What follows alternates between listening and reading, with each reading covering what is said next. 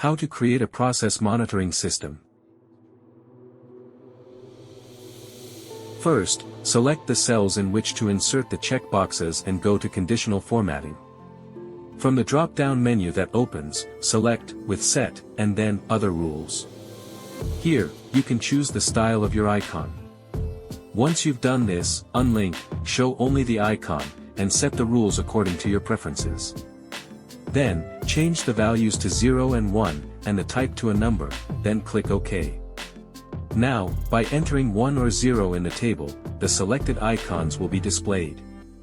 Now, select these columns and write this formula.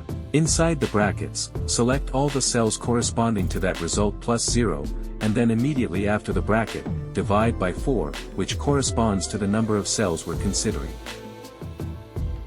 In the To Be Completed column, type equals, then -1, and select the corresponding cell in the Completed column.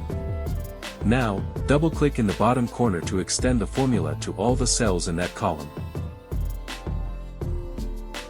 Alternatively, you can also click the cell and drag it to the bottom of the table. Now with the cells in column G selected, go back to Conditional Formatting, 7 icons, and go to Other Rules. Copy what I'm doing.